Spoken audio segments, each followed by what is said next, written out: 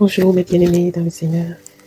C'est avec une immense joie que j'ouvre encore la bouche en cet instant pour nous encourager et nous exhorter à nous rapprocher toujours plus près du cœur du Père.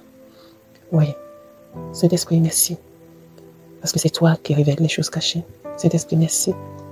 Parce que c'est toi qui nous dévoile les secrets.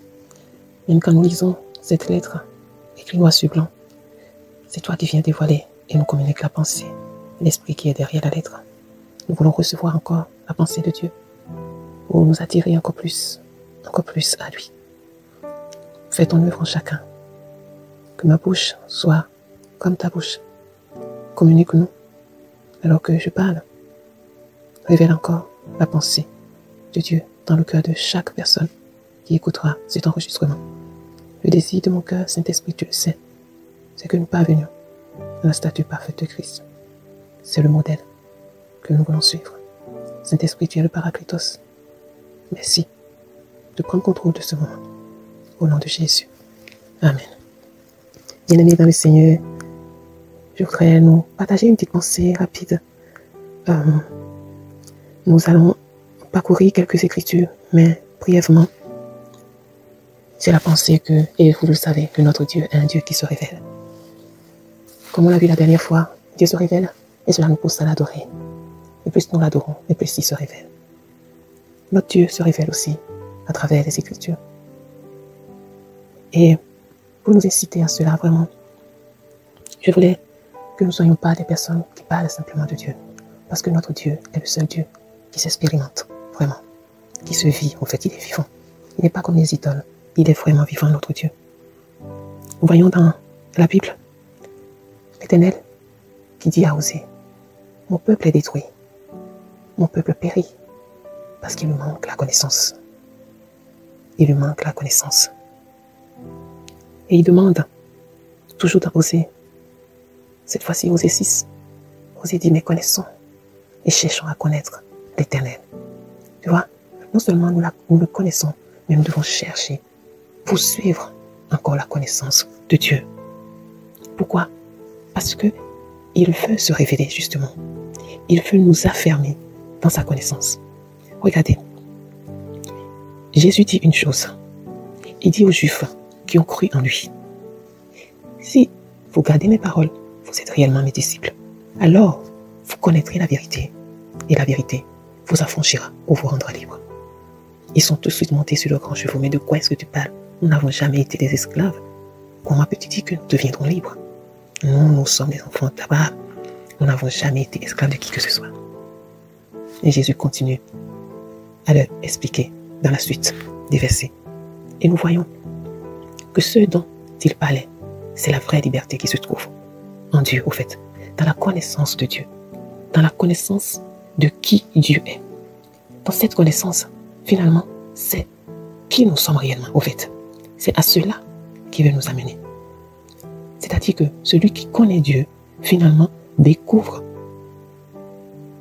sa position, son statut, son identité d'enfant de Dieu. Et du coup, cette personne se positionne et ose dire, tel il est, tel je suis. Tu vois?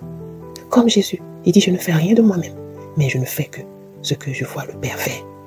Donc, celui qui veut se positionner en tant qu'enfant de Dieu, c'est celui qui a reçu la révélation de qui Dieu est et qui peut dire, voilà, mon Dieu est comme ceci, mon Père est comme ceci, et tel Père, tel Fils. Donc, quand tu vois et que tu as la révélation de qui est ton Dieu, tu te positionnes et tu oses. Je me rappelle, quand on jouait dans les rues, on aimait bien se vanter de nos grands frères, surtout quand c'est un bon bosseur. Tu vas chercher des histoires et tu te caches derrière ton frère parce que tu sais qu'il va te défendre. Aujourd'hui, si nous réalisons réellement l'œuvre achevée de Christ, si nous avons la révélation de ce qu'il a fait pour nous, si nous avons la révélation de qui est notre Dieu, waouh! Alors nous pouvons tenir ferme. C'est pour ça qu'il dit, si vous êtes affranchis par le Fils, alors vous serez réellement libre. Réellement libre. Et c'est à cela que le Seigneur nous appelle. C'est ce qu'il veut que nous puissions acquérir comme connaissance. Connaître la vérité sur qui nous sommes réellement en Christ. Ainsi, nous ne serons plus séduits par l'ennemi. Et nous ne nous soumettrons plus à ses propositions. Et nous ne serons plus sous son influence. Alors, la Bible dit que ceux du peuple, ceux-là qui sont sortis de l'influence de l'ennemi, c'est ceux du peuple, dans Daniel 11, ceux du peuple qui connaîtront leur Dieu.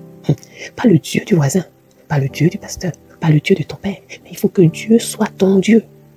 Tu vois, ceux du peuple qui connaîtront leur Dieu seront forts dans la version Darby. Ils seront forts et ils feront des exploits. Tu vois, là où Dieu veut nous amener, c'est là au fait. C'est-à-dire que non seulement il veut que nous puissions chercher à le connaître, parce qu'il a dit que celui qui me cherche me trouve. Il veut se révéler à nous. Une fois qu'il se révèle à nous, nous nous positionnons maintenant en tant qu'enfant de Dieu. Si Dieu est fort, il te rend fort. S'il est le rocher, tu deviens inébranlable parce que tu es fondé sur lui. Tu vois, ce n'est pas que la théorie, c'est vraiment quelque chose de vrai qu'il veut manifester dans notre vie. Mais tu ne peux jamais obtenir ce que tu ne connais pas, ou bien ce en quoi tu n'as pas confiance, ou bien ce à quoi tu n'aspires pas. C'est pour ça quand il a rencontré la femme samaritaine, il dit, mais quelle discussion tu veux avoir avec moi par rapport à l'eau? L'eau que je vais te donner. Premièrement, si tu connaissais même le don de Dieu, si tu avais la connaissance, la révélation de ce que Dieu t'a déjà donné, parce que je suis devant toi, mais ses yeux étaient voilés, elle ne pouvait pas discerner qu'elle avait la source intarissable devant elle. Ah, Jésus dit, oh, j'aime Jésus, même si tu es ignorant, quand tu aspires à la vérité, il t'ouvre les yeux, il te révèle, il t'amène plus loin. C'est l'aspiration qui nous manque au fait, c'est le désir qui nous manque, c'est cette soif qui nous manque. Il dit, mais écoute, l'eau que je te donnerai étanchera ta soif. Et non seulement ta soif sera étanchée, mais tu deviendras toi-même une source. Et des sources d'eau vives jailliront de ton sein jusque dans l'éternité. Waouh! Waouh! Extraordinaire. Imaginez un peu. Une source. Tu deviens une source pour les autres. Non seulement tu es satisfait, mais il y en a en abondance pour ceux qui sont autour de toi. C'est à cela que Dieu nous appelle.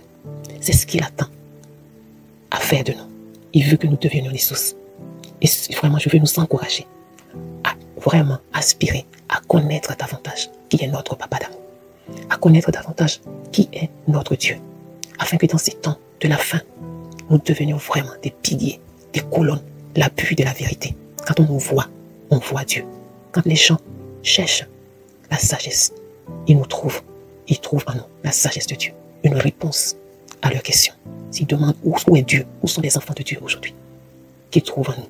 Et la connaissance, cette connaissance de Dieu qui fera en sorte que nous serions forts et nous ferons des exploits dans ces temps de la fin. Vous voyez, Galate dit que tant que l'héritier demeure un enfant, il ne diffère en rien d'un esclave. Vous voyez, mais Christ est venu. Il a dit, si je vous affranchis, vous serez réellement libre. Ce n'est pas une question d'âge. L'esprit qui est en nous n'a pas d'âge. C'est l'esprit qui est éternel. Il ne faut pas dire, je suis petit, je viens simplement de rentrer dans la foi, je ne connais pas. Non, la soif, Dieu répond à la soif.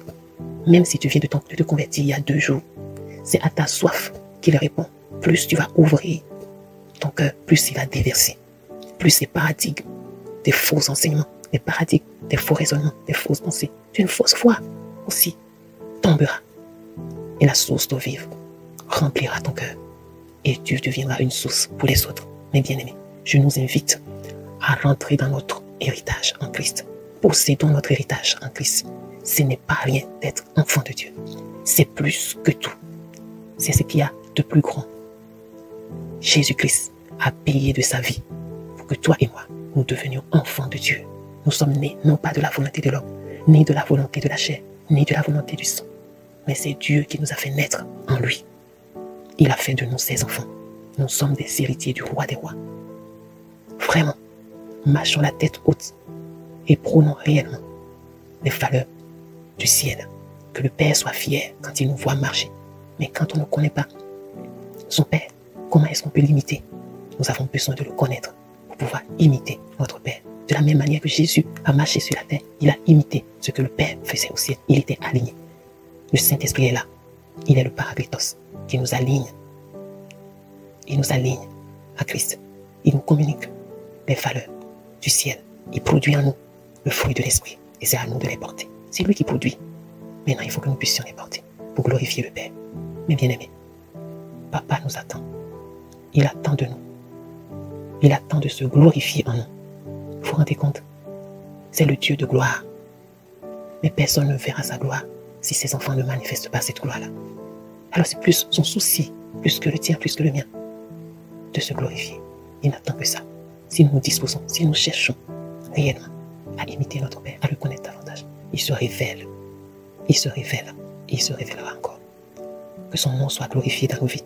Je prie vraiment qu'à cause du nom de Jésus, qui est invoqué sur nos vies, puisque nous sommes le peuple mis à part, oui, que sa gloire descende aussi sur nos vies. Et que ce nom ne soit pas vain dans nos vies. Mais que tous ceux qui nous voient Jésus. Que tous ceux qui nous voient réellement Jésus à travers nous. Que nos actes, nos paroles, nos œuvres témoignent de sa présence dans nos vies. Soyez bénis, demeurez bénis. Et que nos vies glorifient Jésus. Shalom à tous. Evelyne, votre sœur bien-aimée.